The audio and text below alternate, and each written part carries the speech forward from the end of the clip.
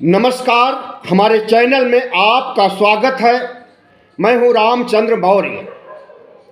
साथियों, पिछले एक महीने से आज की तिथि तक 5 भारत रत्न दिए गए। 3 शख्सियत की घोषणा आज की गई है भारत रत्न देने के लिए। भारत के प्रधानमंत्री नरेंद्र मोदी ने आज सोशल मीडिया एक्स पर 3 शख्सियत चौधरी चरण सिंह, पीबी नरसिम्हा राव और कृषि वैज्ञानिक MS स्वामीनाथन को भारत रत्न देने की घोषणा किया है। एक महीने के अंदर 5 शख्सियत को भारत रत्न देने के लिए प्रधानमंत्री नरेंद्र मोदी इतनी मुस्तैदी क्यों दिखा रहे हैं? जाहिर है कि चुनाव की वजह से भारत रत्न को मोहरा बना रहे हैं, भारत रत्न को का इस्तेमाल कर रहे हैं चुनाव में जीत हासिल करने के लिए। आज जिस शख्सियत को भारत रत्न देने की घोषणा की गई है उसमें चौधरी चरण सिंह प्रमुख हैं। भारत के पूर्व प्रधानमंत्री रह चुके हैं। 1977 में जब जनता पार्टी की सरकार बनी थी तो उसमें प्रधानमंत्री और गृह मंत्री रह चुके हैं। प्रधानमंत्री नरेंद्र मोदी ने चौधरी चरण सिंह को इसलिए दिया भारत रत्न ताकि जाटों का वोट थोक के भाव में प्राप्त किया जाए। जाट लगभग 2 सालों से नाराज हैं, आंदोलनरत हैं।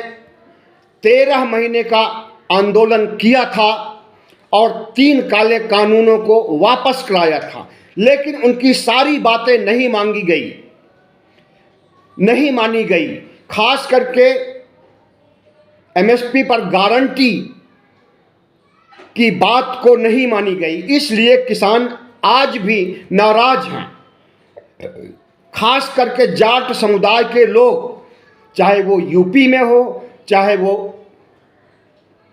राजस्थान के हो, चाहे वो हरियाणा के हो, दिल्ली के हो, लगभग सभी जाट प्रधानमंत्री नरेंद्र मोदी से खफा हैं और उन्होंने फिर से आंदोलन शुरू कर दिया है।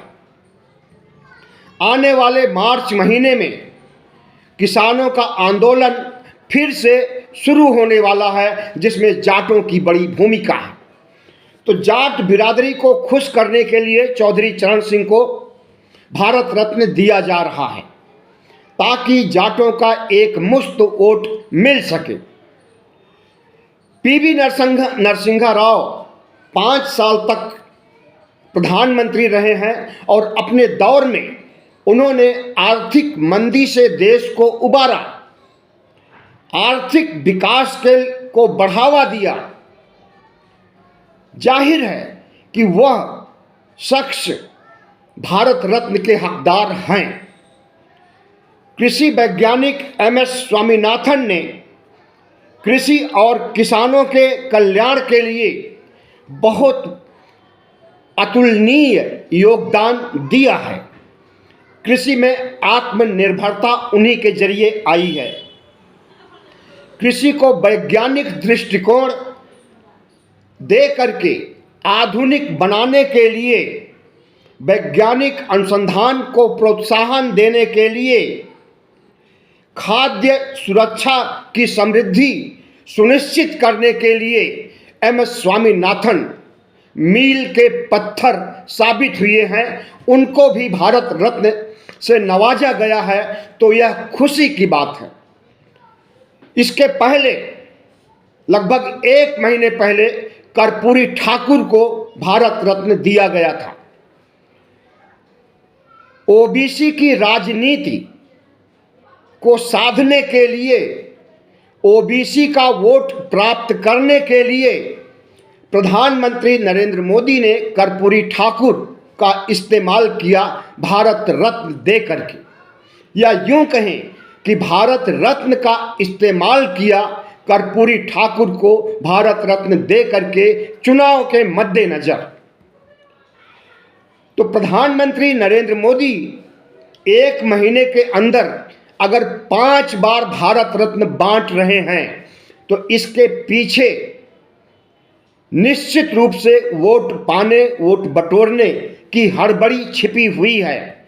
राम मंदिर का मुद्दा काम नहीं आया, राम मंदिर की हवा निकल गई।